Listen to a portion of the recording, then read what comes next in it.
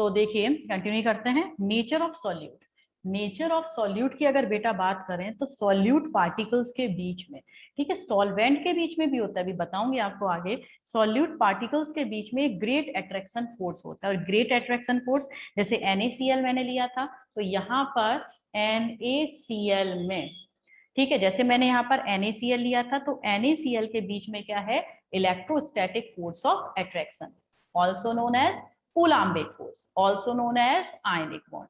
तो अगर ये आयनिक बॉन्ड है, अब देखो H2O है, ठीक है, अब ये H2O है, H2O, एक H2O ये है, दूसरा H2O ये है, तीसरा H2O ये है, n नंबर ऑफ H2O है, ठीक है। तो अब देखो यहाँ पर NaCl, यहाँ पर मैं NaCl लिख दूं, NaCl और H2O कब आपस में डिसॉल्व होंगे, जब ये जो H2O का मॉलिक्यूल है, ये Na और Cl के जो फोर्स ऑफ अट्रैक्शन है, भाई NaCl के बीच में भी तो एक फोर्स ऑफ अट्रैक्शन है, तो इसके फोर्स ऑफ अट्रैक्शन से ज्यादा इन NaCl को अट्रैक्ट करेगा।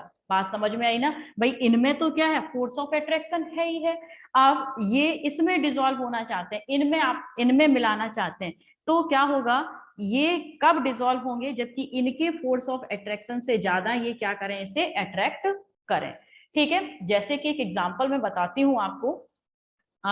मान लीजिए दो फ्रेंड्स हैं, एक का नाम है चुन्नी, एक का नाम है मुन्नी, ठीक है। तो ये चुन्नी है और ये मुन्नी है, ये आपस में ही क्या है, बहुत अच्छे फ्रेंड है, इनका इलेक्ट्रोस्टैटिक फोर्स ऑफ अट्रैक्शन इनमें बहुत ज्यादा है, ठीक है, एक दूसरे से दूर होते ही नहीं है।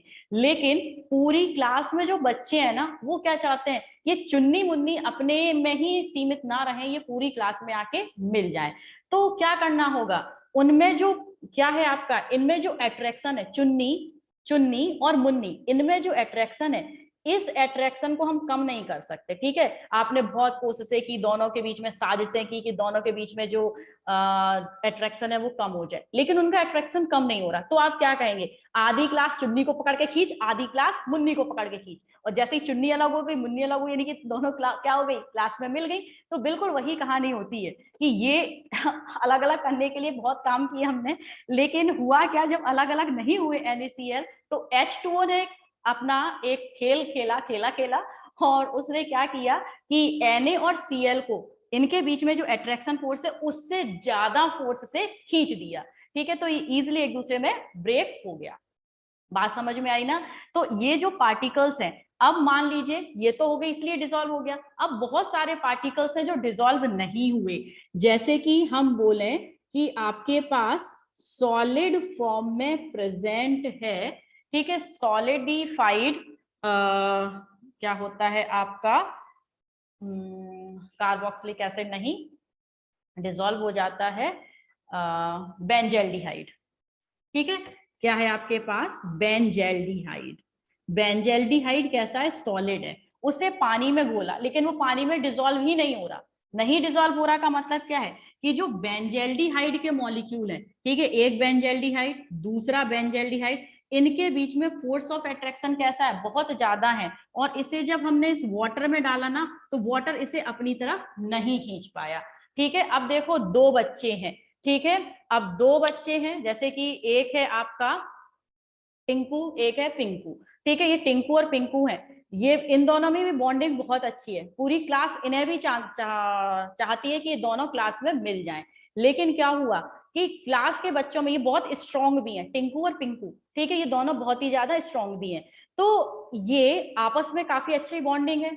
इनमें भी खलल डालने की कोशिश की, क्लास ने कहा तू इधर खींच, जैसे चुन्नी मुन्नी को अलग कर दिया, ऐसे टिंकू पिंकू को भी अलग कर देंगे, आधे बच्चे से खींचेंगे। लेकिन हुआ क्या, पूरी क्लास में भी इतनी ताकत नहीं थी कि इन दोनों को अलग अलग खींच सके, और जब अलग अलग नहीं खींच सके तो क्या होगा, ये वाटर में डिसॉल्व नहीं होंगे। वही कहानी यहां पर हुई कि बेंजीन और बेंजीन के बीच में ये जो फोर्स ऑफ अट्रैक्शन कैसा है, बहुत ही ज्यादा मजबूत है, बहुत ही ज्यादा स्ट्रॉन्ग है, जिसके कारण ये वाटर में नहीं मिक्स हो पा रहा है। बात समझ रहे हैं इतनी।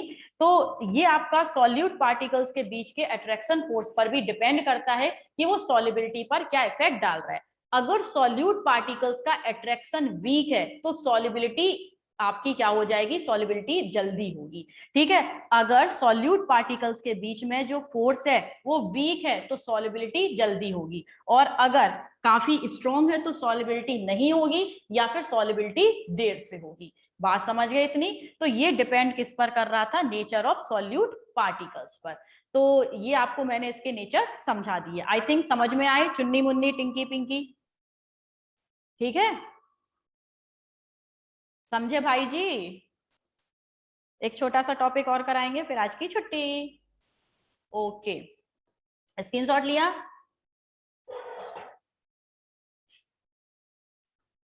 हाँ भाई, अब आते हैं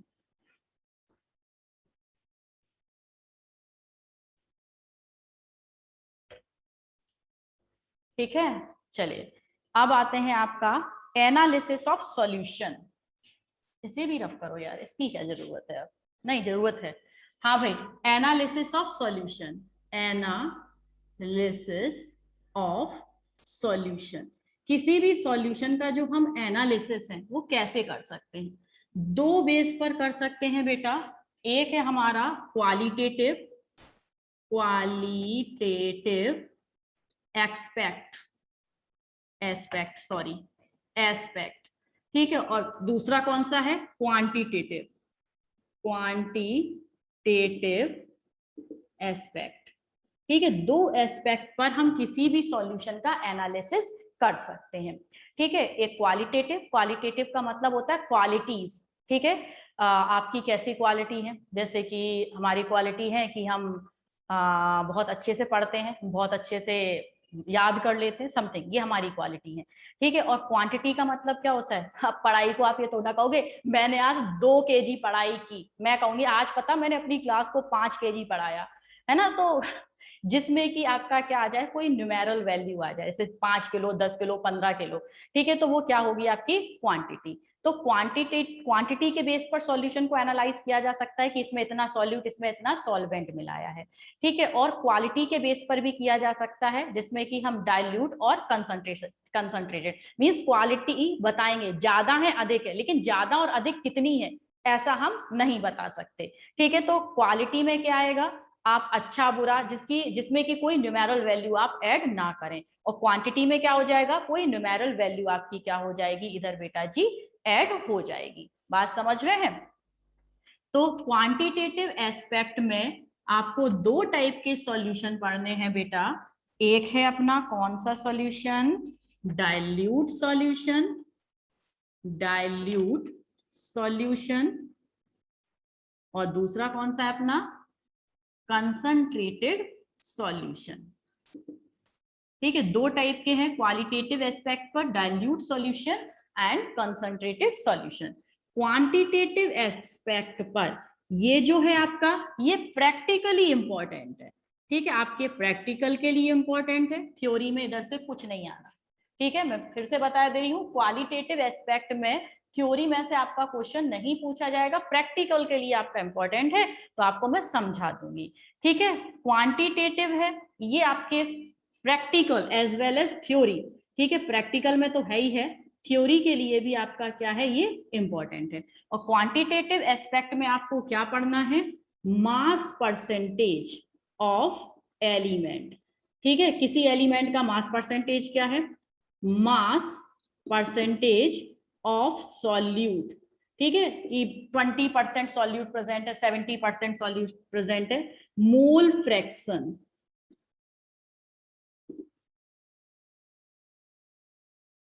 इसके अलावा मोलैरिटी, इसके अलावा मोलैलिटी, और इसके अलावा पीपीएम। ठीक है, पहले के टाइम पर क्या, आज से 10 साल भी नहीं, उससे भी ज्यादा, ठीक है, 15-20 साल पहले आपकी इसमें थोड़े से और कॉन्सेप्ट मिक्स थे, जैसे नॉर्मेलिटी, फॉर्मेलिटी। ठीक है, मोलैरिटी और ये कौन सी थी, मोलैलिटी, इनके अलावा नॉर्मेलिटी, फॉर्मेलिटी ये भी थे।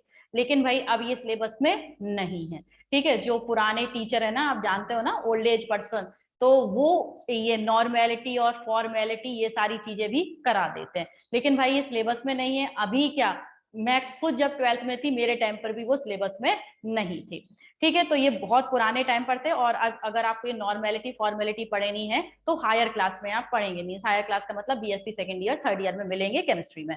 तो इतनी बात समझी। क्वांटिटेटिव एस्पेक्ट में mass percentage of element, mass percent of solute, mole fraction, molarity, molality of parts पर मिलियन आपके आते हैं, ठीक है। तो इनके बारे में हम पढ़ेंगे अब कल, ठीक। आई थिंक आपको समझ में आ गया होगा। ये क्वांटिटेटिव, ये क्वालिटेटिव, ये एग्जाम में प्रैक्टिकल में पूछे जाते हैं, ये थ्योरी में पूछे जाते हैं। और ध्यान रखिएगा, these quantitative aspects are the base of the chapter solution। ये सॉल्यूशन चैप्टर के बेसिक्स हैं। इसमें आगे जो हेनरी लॉ निकालेंगे ना न्यूमेरिकल्स में, आप राउल्ट्स लॉ निकालेंगे न्यूमेरिकल में, बॉइलिंग पॉइंट का एलिवेशन निकालेंगे, फ्रीजिंग पॉइंट का डिप्रेशन निकालेंगे, उन सब में ये सब इंक्लूड होंगे, ठीक है। तो कृपया करके इनको ध्यान से पढ़ें। जो 11th में पढ़ के आए हैं भाई वेरी गुड, वो तो बहुत होशियार हैं ही हमारे बच्चे, लेकिन जिन्होंने किसी कारणवश वो छोड़ रखा है पार्ट, वो इस पार्ट को बहुत अच्छे से पढ़े, ठीक है। क्योंकि इसमें से जो क्वेश्चन आएंगे वो आपके इंपॉर्टेंट क्वेश्चन से बनेंगे। अगर ये नहीं आता तो इसके आगे की कहानी आपको नहीं आ पाएगी, इसलिए इन्हें ध्यान से पढ़िएगा, सारा न्यूमेरिकल बेस्ड है, ठीक। चलिए बेटा, अब मिलेंगे हम कल नहीं मिलेंगे, हम मिलेंगे परसों, ठीक है। तब तक के लिए जय हिंद and good bye. Bye bye. हाँ 11th वाले ही बेटा। चलिए भाई जी, जय हिंद, गुड आफ्टरनून रौनक, जय हिंद, बाय बाय बेटा। मन्नू।